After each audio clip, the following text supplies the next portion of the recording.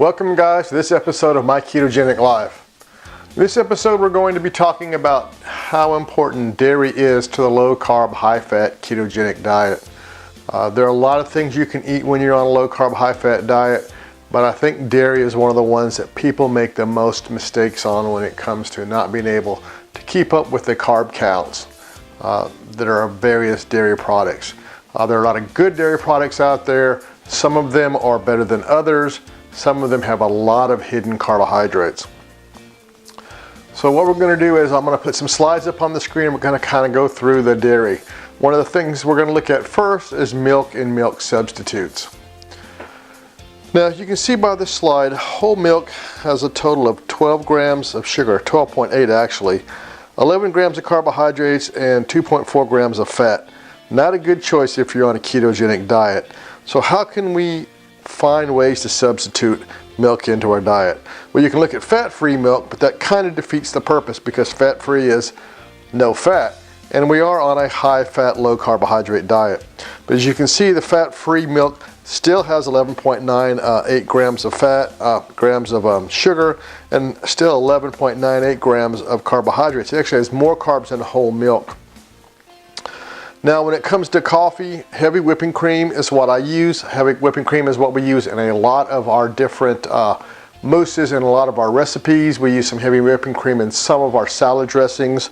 Heavy whipping cream is great. It has only 0.26 grams of sugars, which makes it 6.64 grams of carbohydrates and 88.6 grams of fat. Now that's for an 8-ounce serving. All of these milk substitutes are for an 8-ounce serving.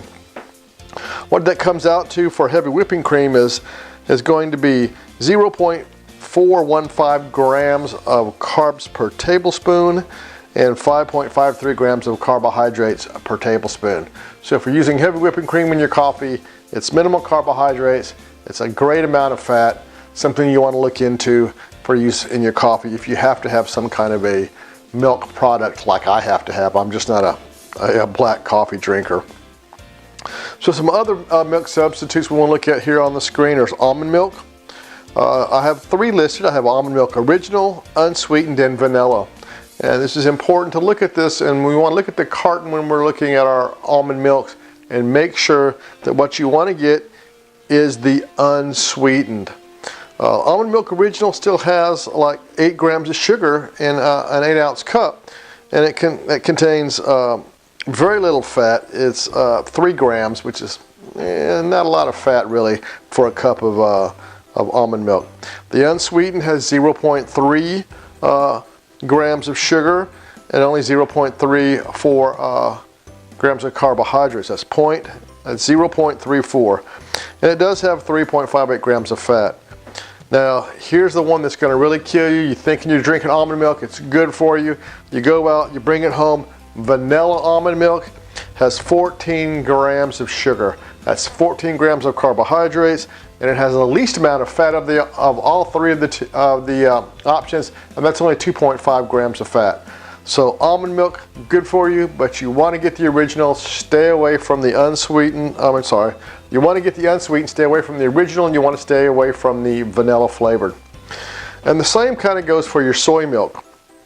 On your soy milk, your original soy milk on average has 6 grams of sugar per cup, which puts you at about 8 grams of carbohydrates for a minimal of 4.5 grams of fat. Fat content's not too bad, but your best option when it comes to soy milk is you want the unsweetened. Your unsweetened soy milk, it only has 1 gram of sugar. It has a total of 4 grams of carbohydrates, of 1 of which is sugar. And like the original, it does have 4 grams of fat per 8-ounce serving. Again, vanilla is our next one we want to look at. Just as with the almond milk, vanilla is terrible. It is 7 grams of sugar, only half as much as the almond milk, but it's still quite a bit of sugar. 10 grams of carbohydrates and only 3.5 grams of fat. Again, the vanilla flavor has the least amount of fat of the soy milk varieties that we have listed here on this slide. So you really want to stay away from the vanillas and the originals. You want to go with the unsweetened. The same is true of the coconut milk. Unsweetened coconut milk, 0 grams of sugars, only 2 grams of carbohydrates. The fat content is 4.5 grams for an 8-ounce serving. Vanilla coconut milk, here we go, 9 grams of sugar. It's 4 grams of carbohydrates and 10 grams of carbohydrates and 4.8 grams of fat. So definitely want to stay away from the vanilla flavored coconut milk. So if it has vanilla in it, stay away from it. If it's an original, stay away from it. You want to go with the unsweetened soy, coconut, or almond milks. These are all 3 good substitutes for milk if you're on a high high fat, low carb diet. So a lot of the other things that we're going to see people like to use when they're on a high fat, low carb diet, and that's yogurt products. Now we use yogurt, we make a smoothie in the morning. It does have some yogurt in it, but I'm going to show you which yogurt you want to pick. You want to get the right yogurt. So I like the Greek yogurt. It is a thicker yogurt. It does have a bit of a twang to the end of it, more so than your plain yogurt, and it tends to have a little bit less sugar, although you can use a plain yogurt. We're going to look at all the yogurts right now, and we're going to put these up in the slide right here. So what you see here is you have Greek whole milk yogurt, 9 grams of sugar, 9 grams of carbs, and 8 grams of fat. A lot of sugar and carbohydrates there. The non-fat is 7 grams of sugar, 7 grams of fat, 7 grams of carbohydrates, but no fat. So here, this is not really the best option as far as fat goes, but it does have less sugar. And as with the almond milk products, here we go. Greek vanilla, 25 grams of sugar, 28 grams of carbohydrates, no fat. And then of course the Greek yogurt with the fruit, or fruit flavored, or fruit on the bottom, 21 grams of sugar, 21 grams of carbohydrates, and 0 grams of fat. Really your best choice for Greek yogurts is to go with a whole milk, whole fat yogurt. It does have the most sugars and the most carbohydrates at 9.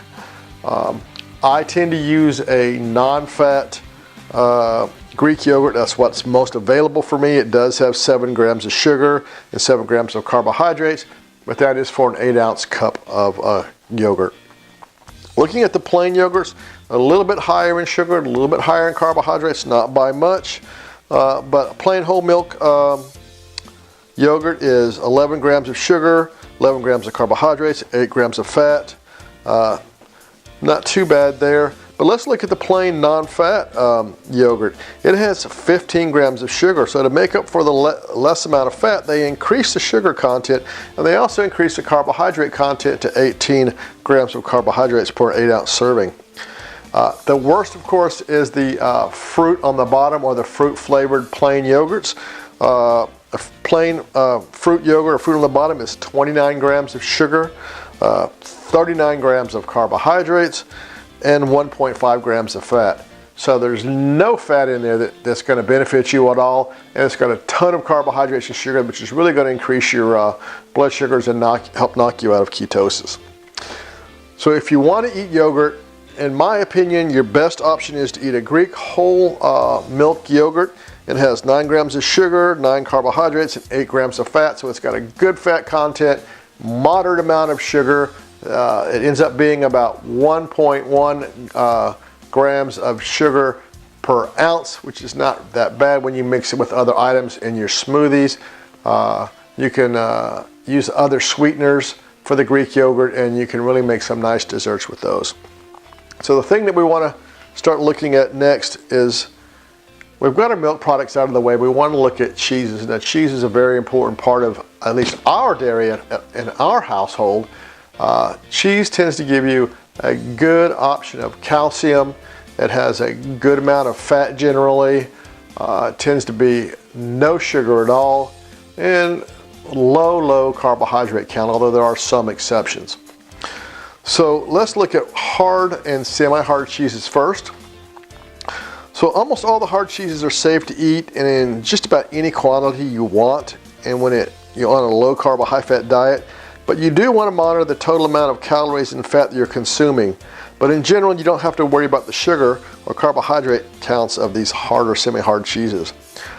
On average, a hard or semi-hard cheese contains about 0.5 to 1 carbohydrate per ounce and about 6 to 10 grams of fat per ounce, which is a pretty good fat ratio.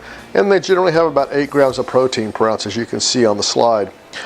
Popular shredded cheeses such as cheddar, Colby Jack, mozzarella, Parmesan, and Fiesta blends tend to contain about 1 to 1.5 grams of carbohydrates, while various brands such as like the taco blends, which are a variety of cheeses, they can usually contain about 2 grams of fat. So you want to be sure and check out the nutritional labels if you're looking at shredded and sliced cheeses. Now, the nutritional label for sliced cheese generally lists the carbohydrate count for one slice of cheese as 0 grams of carbohydrates, but they are really not carbohydrate free. What the FDA does is it allows manufacturers to label any product that is less than 0.9 grams of carbohydrates to be labeled as 0 carbohydrates, but we know that's not true. So to be on the safe side, I count each slice of cheese as a 0.5 carbohydrates. As mentioned earlier, you want to avoid these processed cheese products, and we're going to look at those here in a little bit. We're going to see they're really high on carbohydrates, and they're not very good on your fat content either. This is especially true for American cheese. So let's look at American cheese. We see it's got 2 grams of carbohydrates. It's not too bad, but the fat is 4.5 grams and the protein is 4. Consider that a slice of cheddar is 0.5. The American cheese has 4 times the amount of carbohydrates that a slice of Colby or provolone or mozzarella cheese does. Velveeta cheese is another processed cheese, and it's the worst. It has 3 grams of carbohydrates per slice, 2 grams of fat, the lowest amount of fat, and the lowest amount of protein. So Velveeta is really totally not worth ingesting at all. It is really not a good choice if you're looking for a sliced cheese. Now we're going to look at some soft cheeses. Soft cheeses cover a wide variety of cheeses, such as your Bries, some of your ricotta, sultanas. But like hard cheeses, soft cheeses can be a good source of fat and protein when you use a low carb, high fat diet. On average, soft cheeses contain about 0.1 grams of carbohydrates, 6 to 8 grams of fat, and 4 to 6 grams of protein per ounce. And so in a soft cheese, an ounce is about 2 tablespoons. Now, ricotta and cream cheese is pretty much the golden child when it comes to many low carb, high fat, ketogenic dieters. Cream cheese contains about 2 grams of carbohydrates per ounce. So both this type of cream cheese really actually should be eaten in moderation, and we do eat a lot of cream cheese here in my house, so we have to make sure that we take into consideration the cream cheese carbohydrate content when we're making our desserts. But like I said, I'm not going to lie to you, I eat carbohydrates, I eat the cream cheese, so we like it. Just make sure you're counting your carbohydrates when it comes to cream cheese. And the last thing we're going to look at is the other miscellaneous dairy products. So we're going to wrap this up by we want to look at some of the things I haven't covered in these other slides, the most common being butter and eggs. The greatest thing about both butter and eggs, is that they contain no carbohydrates, and butter is an excellent source of fat. 11 grams of fat per tablespoon of butter. A large egg supplies you with about 4 grams of fat and 6 grams of protein. It is an excellent fat protein source. It's got a good ratio. But there are a lot of other different different dairy products on this slide which we need to talk about that should be consumed only in moderation because they have a high carbohydrate content. And these carbohydrate and nutritional information here is listed for a half a cup. So cottage cheese, for a half a cup of cottage cheese, 5 grams of carbohydrates, 5 grams of fat, and 12 grams of protein. Pretty high on the carbs for a half a cup. The fat-free cottage cheese is even worse. It has 6 grams of carbohydrates, no fat, and 12 grams of protein. So it is even worse. There's no fat benefit there, and it has more carbohydrates. Ricotta is pretty much the same way. Half a cup of ricotta has 6.4 grams of carbohydrates, 10 grams of fat, 14 grams of protein. Not too bad there, really, except for it's high on the carbohydrate side. The ricotta, the half skim, is 8 grams of carbohydrates, which is more carbohydrates. It has half the amount of fat, and it has 14 grams of protein. And the one thing that a lot of us still like to eat, which I really want to talk about last, is sour cream. Sour cream, half a cup, still has 5.2 grams of carbohydrates. It is 14.5 grams of fat, so it has a lot of fat, which is really nice. But the protein count is 3.6 grams of protein, and not a lot of protein there. The light, of course, is worse.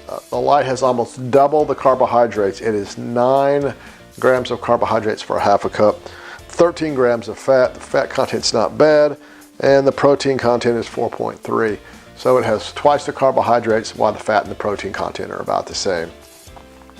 Like I said, we are not no carb, we are low carb, and it's important to take a look at some of the items in the dairy, because I think this is where people make most of their mistakes when it comes to eating a low carbohydrate. They look at the label and it says 0 grams of carbohydrate, especially like heavy cream.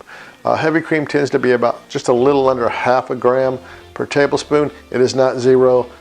On a lot of the boxes, the cartons they come in, it says it's 0 carbohydrate. You need to take that into consideration. I'm going to post some of the recipes here that we use some of these items for, like our low carb, high fat coffee creamer. Use heavy whipping cream. There's about 10 different recipes on there. So if you like the International Delights coffee creamers, you can make your own, and they're really good for you. I also include the recipe for our cream cheese mousses that we make as a dessert, as well as our breakfast smoothies. There'll be a link for that to our website.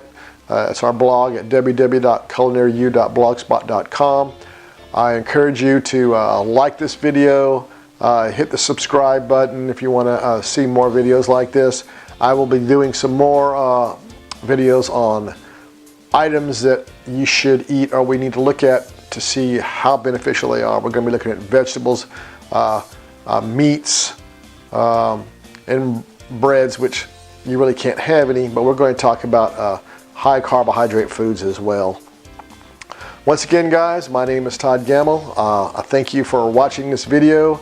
I have been on a low carb, high fat diet now for about, 18 months. Overall, I've lost over 70 pounds. My pant size has gone from a 46 down to a I need to get smaller than a 32 right now is what I wear. I can get into a 30, not quite to a 30. This diet works. It is a lifestyle change. I went and saw my endocrinologist again just 2 weeks ago, 2 weeks before Christmas. He actually cut my metformin in half, so I'm now taking 500 milligrams a day. I was taking 1,000. I've not been on insulin for over a year. I am off my blood pressure medicine, and he actually wants to take me off my cholesterol medicine as well. Guys, this is a great diet for you. It can save your life. It saved my life. I encourage you to look at it. Look at some of the other videos out there. See what compromises a low carb, high fat diet, and make those changes for you and your family. Only you can make these changes. If you're watching this and you have a family member which you really want to get on a low carb, high fat diet, you can nag them all you want to, but they have to really want to make this change for themselves. So lead by example, incorporate some high fat, low carb stuff into your diet, but you don't want to make the mistake of doing high fat, high carb. So once again, guys, my name is Todd Gamel. I hope you enjoyed this video. If you do, subscribe, share it with your friends. Thank you. Y'all have a blessed day. Goodbye.